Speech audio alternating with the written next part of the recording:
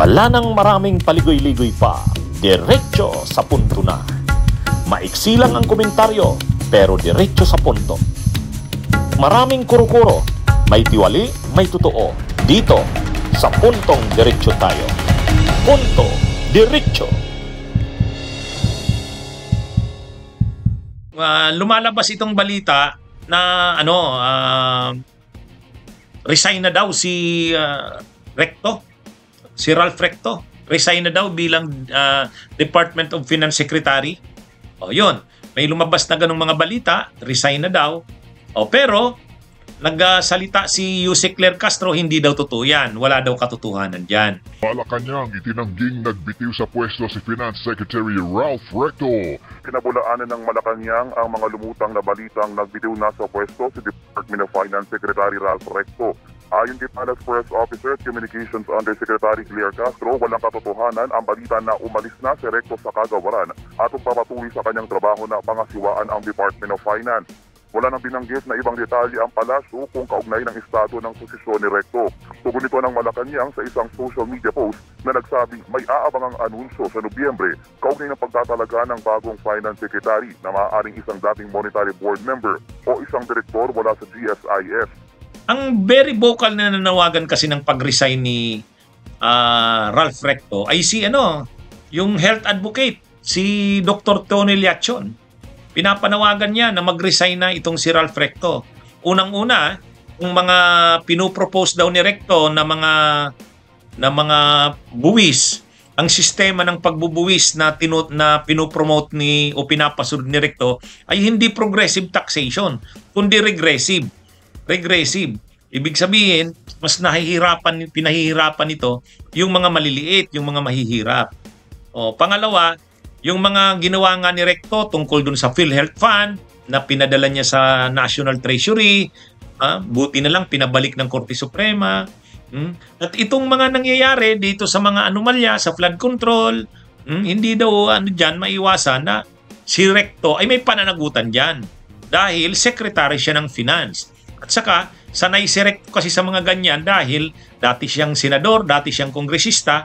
So, itong mga nangyayari sa executive, sa ehekutibo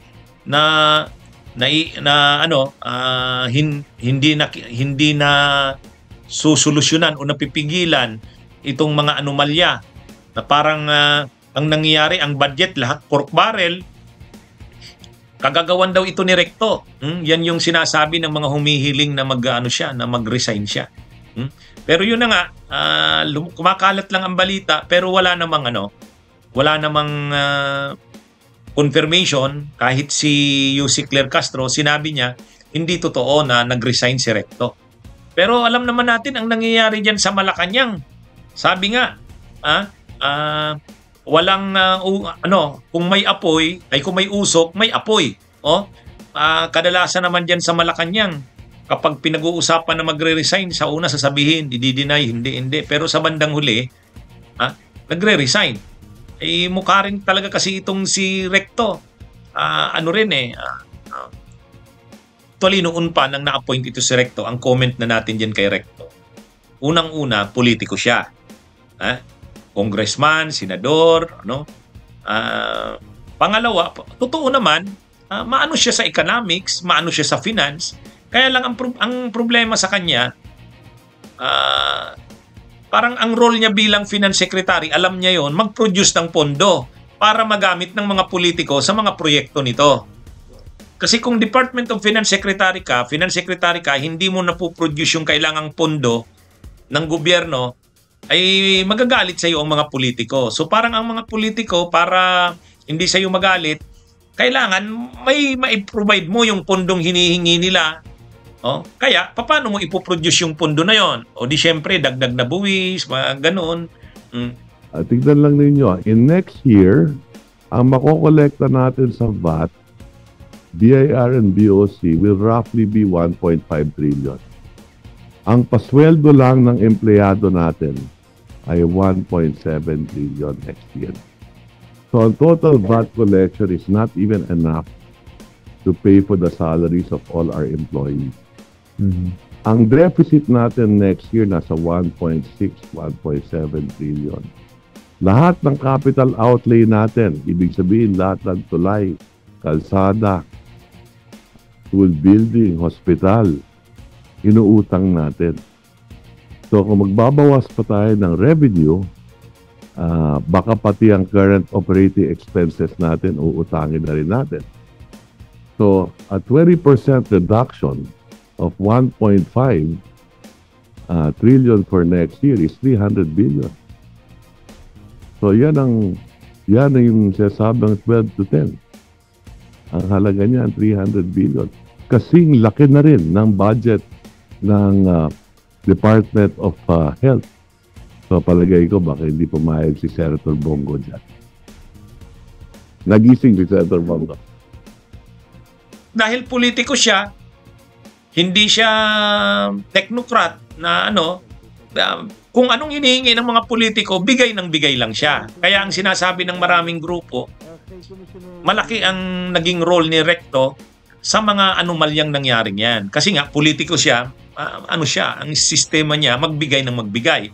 At habang pataw ng buwi sa mga tao. Kaya may mga humihiling talaga kay PBBM na para mabawasan ang galit ng tao sa administrasyon niya, isakripisyo niya na itong si Recto. Nararamdaman din niya ni Recto na hindi nga siya popular sa tao. Kumbaga nasisira ang imahe ng administrasyon dahil sa kanya. Kaya lang wala pang na nag-resign na talaga siya. Hihintayin pa natin sa susunod na mga araw kung matuloy nga ba talagang mag-resign siya. Ang sa ngayon, ang pinag-uusapan na siya'y nag-resign. Pero sabi ng Malacanang, hindi totoo yan. Pero hindi natin alam. Baka nasa proseso ng pero sa bandang huli patungo rin sa pag-resign. Ganyan naman ang nangyari kay Bunuan. Diba, sinasabi niya hindi magre-resign. Sinasabi ng Malacanang hindi magre-resign. Pero dahil ang galit ng tao ay talagang matindi, nagiging unpopular na, nadadamay na pati si Marcos, napilitang mag-resign si Bunuan. Hindi malayong ganyan din mangyari dyan kay Recto. Anyway, abangan natin. Okay, mga kabunyog, mga kababayan, magandang araw sa inyong lahat. Mabuhay po tayo. Bunyog, bunyog, halikan na kasama ka.